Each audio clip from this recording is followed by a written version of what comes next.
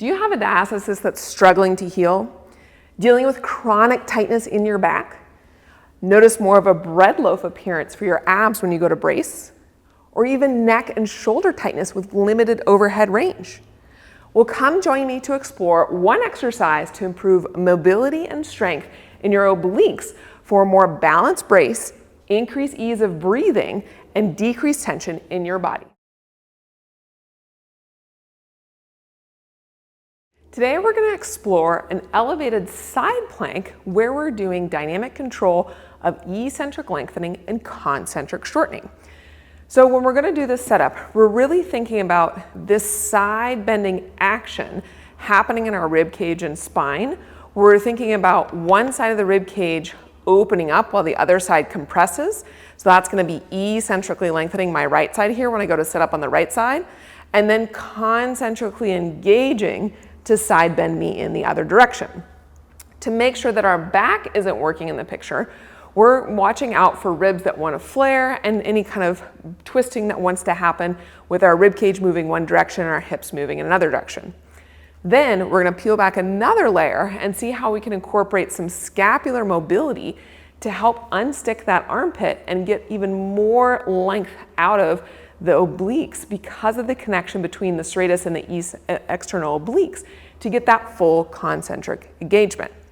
So we're going to set up in a side plank here with my top foot in front of the bottom one and my forearm on the bench here.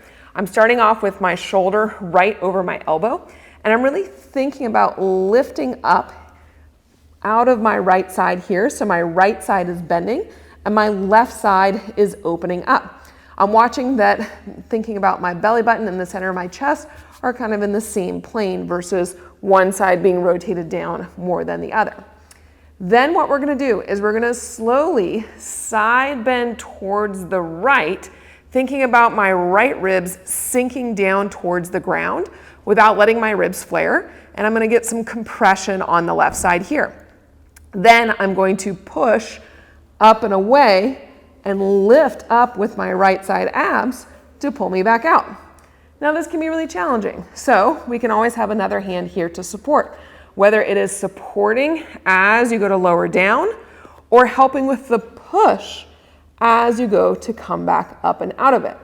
But what we're looking for is that full range of motion of I am coming down, where I'm increasing this distance between my front right ribs and my right hip, and compressing, decreasing the distance of my left ribs and left hip in that bottom position, and then going for the opposite. So let's look at it one more time here. So I'm lifted up. I can use that other hand to help me lift up and out of it, concentrically engage my external and internal obliques on the right side here, and then I'm going to slowly lower down, thinking about this sink and compression here, and then push and lift up and out.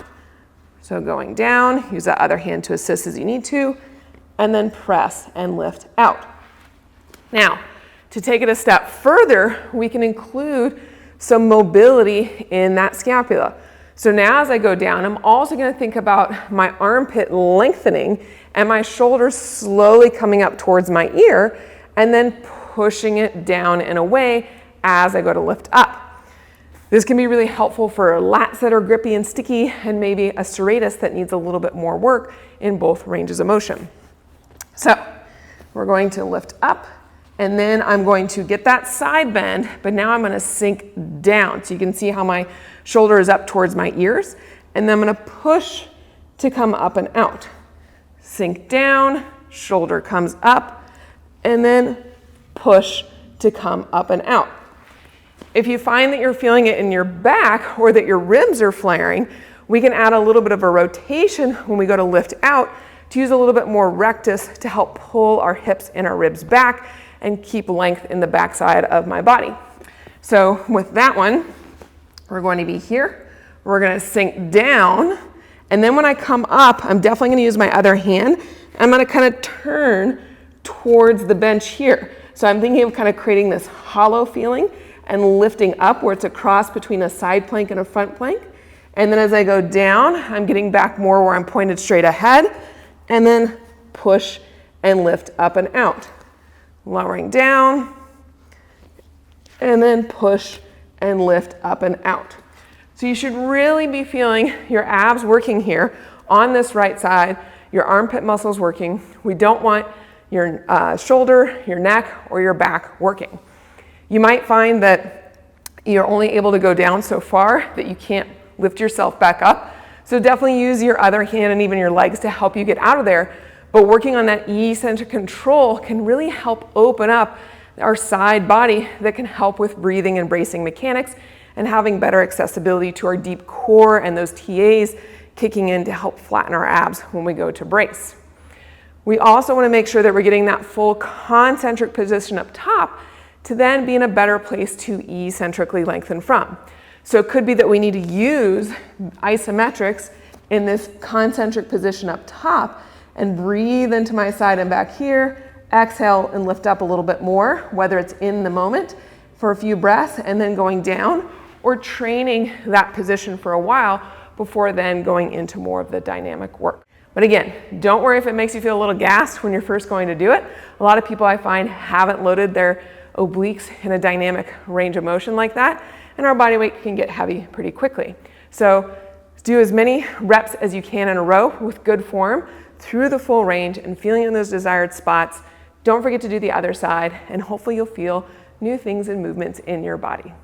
Did you find this video useful? Make sure to like, leave a comment, and subscribe to our channel.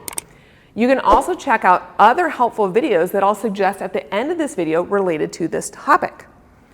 If you're a movement professional who wants even more, check out our continuing education offerings that we have listed in the description below. And I'll see you in the next video.